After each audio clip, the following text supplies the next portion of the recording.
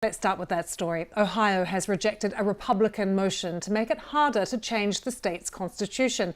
It's a move that's seen as a defeat for anti-abortion groups. The Republican-controlled state legislature had hoped to raise the bar for constitutional amendments to 60% instead of a simple majority. It was largely seen as a move to derail a planned referendum to place abortion rights into the Constitution. Let's get more on that and all things when it comes to US politics. We're joined by our US special correspondent, Katty Kay, who is in Washington. Katty, so lovely to see you. President Biden's already spoken about this, calling it a victory for democracy and for women. But can you explain why this result in Ohio is being seen as such a big win for abortion rights supporters? Well, look, it's another red state, Lucy, that has taken on the issue of abortion. And the population seems to have voted in favor of abortion rights. This is August. It's the time you go on holiday. Every political consultant I've ever spoken to says, don't try and do anything big and significant in politics in August because people are on holiday. They're not focused. They're getting their kids back to school. You're not going to get people to turn out. Well, in Ohio yesterday, 3 million people turned out. That's a quarter of Ohio's population turned out basically in favor of abortion rights. Now, just speaking to Ohio's Democratic senator, and I asked him, what does this presage for 2024? And he told me this shows that abortion is still a big issue. It's still going to drive people to the polls. And Democrats hope that what they saw in Ohio last night, what they've seen in Kansas, what they've seen in Kentucky, what they've seen in Wisconsin, indicates to them that abortion is still going to be a motivating issue for Democratic voters, and it's still going to get people into the polls next November. Another talking point in the US at the moment, Katty, seems to be, of course, what former President Donald Trump is up to. And he was in New Hampshire at quite a big rally last night. What did he say and how are people reacting? Yeah, I was watching Donald Trump last night, and I've been watching him, of course, over the last few years, Lucy. I don't think I've seen him this sort of vitriolic since back in the 2015-2016 campaign. He's clearly really angry about this latest lawsuit that's come at him from the Justice Department around his dealings in the January the 6th riots just at the Capitol, just behind me. And he was making that very clear. He was attacking the Biden administration. He was attacking the institutions of American government. He is trying to pin, it seemed to me from listening to him last night in New Hampshire, he's trying to pin everything that is happening to him legally, from the prosecutor Jack Smith directly to the Biden administration, and saying to his supporters, look, they're not just attacking me, they're attacking you as well. So he was fired up. He still sees this as a winning issue. As he said last night, one more indictment, and we're looking at the possibility next week of another indictment coming from the state of Georgia. One more indictment and this election is over, is what he's telling his supporters. That's going to be his message going forward as these indictments and these trials start coming down the pipe. But Katty, since that last indictment on August the 1st, which was by far the most significant that we've seen, what has been the reaction more widely? Have we seen any change in his poll numbers?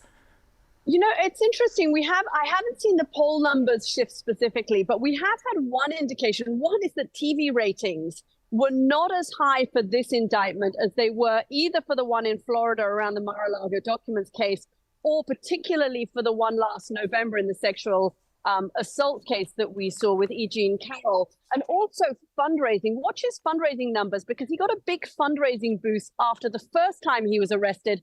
After the second time in Florida, not so much. And it looks initially like after the time in DC too, not so much either. So a lot of Donald Trump's money that he has raised for his campaign is going on his legal fees. He needs to make sure that he can keep fundraising off those court appearances. It's kind of why he turns up to court. His campaign thinks it's great for him to be able to show himself as the victim of a state that is trying to prosecute him, of a Biden campaign that is trying to prosecute him. But it's also very good for his fundraising numbers, except that it hasn't been with the last two arrests. So it'll be interesting to see how that plays out. Watch the money. Yeah. The governor of Florida, Ron DeSantis, he's really sinking in the polls at the moment if we look at polls. And it was really interesting. I saw an interview with him and his wife the other day, Katty, sort of bringing in one of his Trump cards, as it were, Casey DeSantis. She's very popular as well. But I saw the criticism that people are saying, look, the campaign is sort of rudderless, it lacks direction when he's out on the trail. He's also shaken up his campaign staff. Is that going to make much of a difference? I think he's in a really tight spot, Lucy. I mean, yes, he's replaced his campaign manager with somebody from his office as governor in the hope that he can get more money. He's had to shed campaign staff because he's running out of money at the moment. Clearly, he's not doing well in the polls, but he's got himself into the position where he's almost trying to run to the right of Donald Trump, but there just aren't very many people in the Republican Party who are on the right of the Republican Party who don't like Donald Trump. The avenue that he initially tried to take as the sensible pro-business governor who was running for office, who had done a good job down in Florida, he slightly closed that off because of his attacks on the corporation Disney in the state of Florida.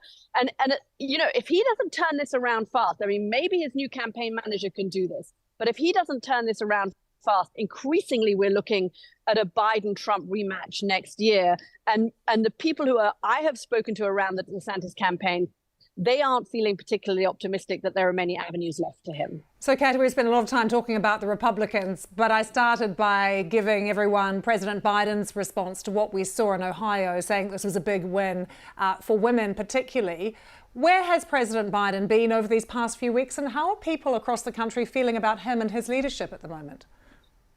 It's a great question, and it's something I want to do some more reporting on, and I want to write a piece on this, because there's Joe Biden out at the moment, out west in the country, touting his economic progress. Here you are in the United States, inflation is down, unemployment is down, the economy is going gangbusters. The president wants to take credit for that. He's pumped billions of dollars into the American economy with his Bidenomics proposals and his Bidenomics bills over the last couple of years. And yet his poll numbers aren't going up. He can't get much attention because look at all the attention that's being paid to Donald Trump. In a way, the only way for Joe Biden to get the kind of press attention that he needs at the moment would be to talk about Donald Trump. But he doesn't want to talk about Donald Trump. He doesn't want to give Donald Trump the spotlight. And he doesn't want to make this the Justice Department. He doesn't want to link these prosecutions too tightly to his own administration. He's trying to have church and state there and separate them. So he doesn't want to be talking about the legal problems that Donald Trump is in. He's in a kind of bind. And I know from my conversations, I was speaking to somebody at the White House just this morning, it is frustrating them that they aren't managing to make more headway, that they aren't managing to sell the economic message better to the American people. It's why Joe Biden is out on the campaign trail at the moment. And it's why you're going to see the White House continuing over the next few weeks and months, really try to hammer home, look, these are the policies we have implemented for you. This is what it's doing to the American economy. And this is what it's doing for you as a voter, and hope that that message manages to get some kind of traction with voters here. Great to see you, Katie. Thank you so much.